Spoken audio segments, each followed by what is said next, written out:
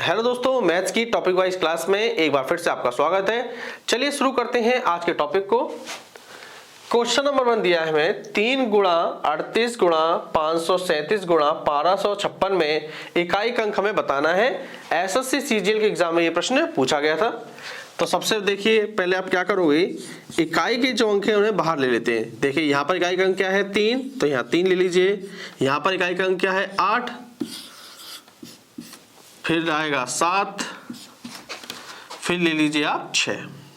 ठीक है, यहां तक क्लियर हो गया। इकाई का अंक बाहर ले लिया। अब आपस में गुणा करते हैं। 6 सत्ते 42 हो गया। 42 का आपको केवल 2 लेना है। ठीक है,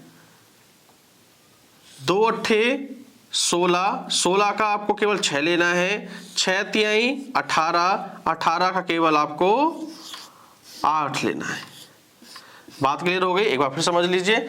6 सत्ते 42, 42 में आपको केवल 2 लेना है क्योंकि हमें इकाई अंक निकालना है। फिर 2 की गुणा करिए आप 8 से, तो 2 अट्ठे 16 आया। 16 में केवल आप 6 ले लीजिएगा। 6 की गुणा करिए 18 में, 6 ते 18, 18 का केवल 8 लेंगे। तो इकाई अंक हमारा क्या आ गया 8 आ गया। क्वेश्चन नंबर 2 देखिए, गुणांक 654 गुणा 313 गुणा 411 गुणा 754 में इकाई अंक क्या होगा। एसएससी एमटीएस के एग्जाम में प्रश्न पूछा है।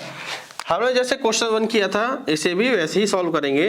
तो सबसे पहले आप इकाई अंक को बाहर लेते हैं। यहाँ पे इकाई अंक क्या है 4 गुणा, यहाँ पर है 3 गुणा, यहाँ पर दिया इकाई अंक 1, फिर गुणा लगाते जाइए, यहाँ पर है 4। क्लियर हो गया। अब आपस में इनकी गुणा करिए। 4 एकम 4। ठीक है, अब 4 की गुणा किससे करेंगे 3 से। 4 तिहाई 12, 12 का हम केवल क्या लेंगे 2 लेंगे। ठीक है, 2 की गुणा कर देंगे अब 4 से, 2 चौको 8। तो इकाई अंक हमारा क्या आ गया, इकाई अंक हमारा आ गया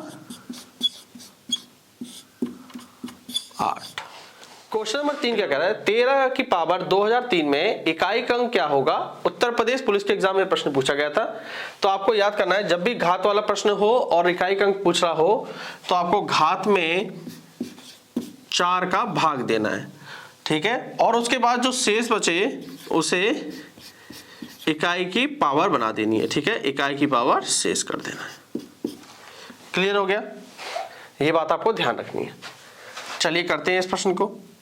अब यहां पर आप करिए 4 का भाग किस में देंगे 2003 में भाग देंगे। तो देखिए 4 का भाग 2003 में दिया तो 4 पंचे 20, तो शेष क्या बच गया 3। क्लियर हो गया। तो इकाई अंक हमारे पास क्या है, यहां पर इकाई अंक है 3, और देखिए शेष क्या बच गया हमारे पास, शेष बच गया है 3। तो 3 की पावर 3 कर दीजिए। अब 3 की और 3 का मतलब होता है 3 का क्यूब, 3 का क्यूब हो जाता है 27, और हमें चाहिए इकाई अंक हो गया 7। बात क्लियर हो गई। ये बात आपको ध्यान रखना है। एक बात और ध्यान रखिएगा, मान लीजिए अगर घात का भाग आपने 4 में दिया और शेष बचा 0, शेष कितना बच रहा है 0, तो आपको याद रखना है इकाई की पावर आपको फिर 4 लगानी है। ठीक है, अगर घात में 4 का भाग पूरा चला जाए यानी कि शेष 0 बचे तो इकाई की पावर आपको 4 लगानी है। क्वेश्चन नंबर 4 को देखेंगे। 1264 की पावर दी है 68 का इकाई अंक क्या होगा। एसएससी के एग्जाम में पूछा गया था। तो हमें पता है अगर हमें इकाई अंक निकालना है और घात दे रखी हो तो घात में हमें भाग किसका देना है, घात में हमें भाग देना होता है 4 का, और घात कितनी दे रखी है हमें 68, 68 में भाग दे देंगे हम 4 का। तो ये 4 एकम 4, 4 सत्ते 28, ये पूरा पूरा कट गया, यानी कि शेष हमारा क्या बचा, शेष बच गया इस बार 0।